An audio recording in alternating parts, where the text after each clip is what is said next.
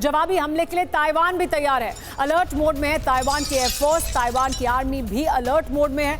Alert पर Taiwan की missile unit भी है, तो ताइवान भी अलर्ट मोड पर है। अमेरिका ने भी अपने युद्ध पोत को अलर्ट मोड पर रहने के लिए कहा है, तो दोनों तरफ से अलर्ट मोड पर रखी जा रही है अपनी फोर्सेज। लेकिन चीन भी एक प्लान के तहत आगे बढ़ रहा है और इसी वजह से बड़ा सवाल यही है कि क्या चीन जिस प्लान के तहत आगे बढ़ रहा है उस प्लान में उसे सफलता मिलेगी।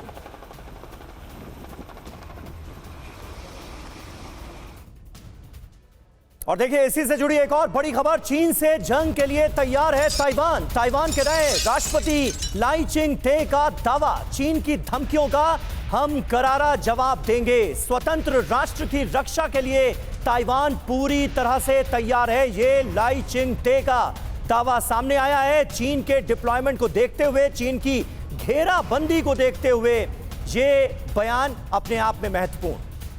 जी हाँ, इस बीच ताइवान कैसे पलटवार करेगा, उसने क्या तैयारी की है वो भी बता देते हैं आपको। चीनी ड्रिल के बाद सुपर अलर्ट मोड में है ताइवान।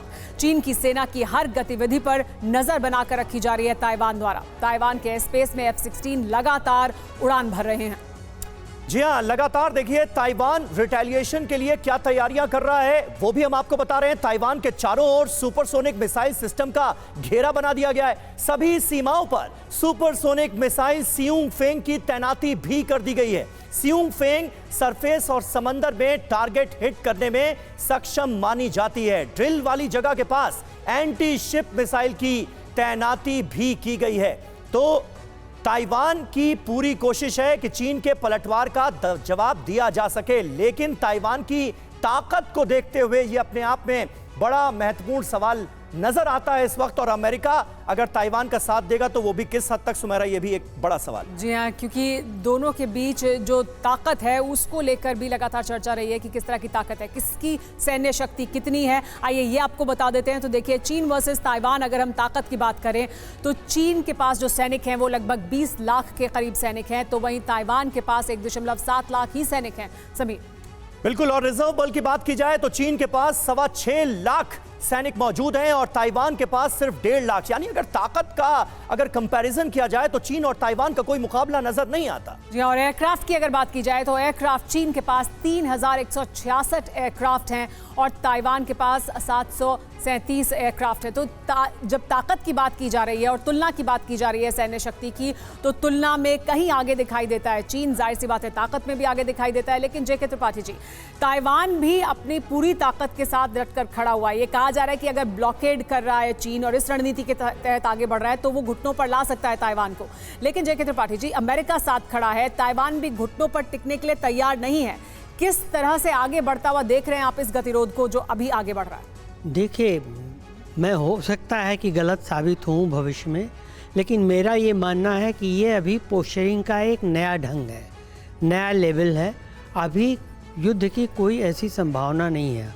अगर चीन को ताइवान को हड़पना होता तो मेरे ख्याल से 75 साल में कभी भी कर चुका होता। जैसे जैसे समय बीतता जा रहा है, ताइवान को अमेरिका की मदद बढ़ती जा रही है।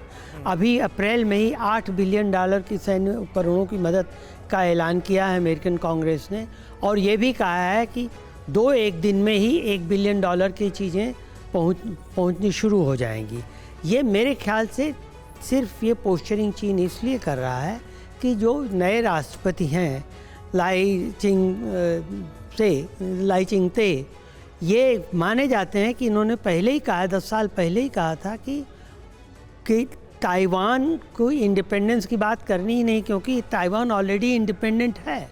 हम एक अलग कंट्री हैं और हम अपने इंडिपेंडेंस को सुरक्षित करना चाहते हैं। तो मुझे नहीं लगता कि अभी इधर कुछ ऐसा होगा। अगर होता भी है तो आप देखिए, भले ही ताइवान और चीन की सैन्य शक्ति में इतना फर्क हो, लेकिन वहाँ पर इंडो पैसिफिक में अमेरिकन बेड़ा और अमेरिकन सेना की मौजूदगी है जी, तो वो बहुत बड़ा फर्क है। ठीक है, आप युद्ध की आशंका से इनकार कर रहे हैं, लेकिन परिस्थितियां जो हैं वो इस वक्त कुछ और ही कहानी सर बयां करती हुई नजर आ रही हैं।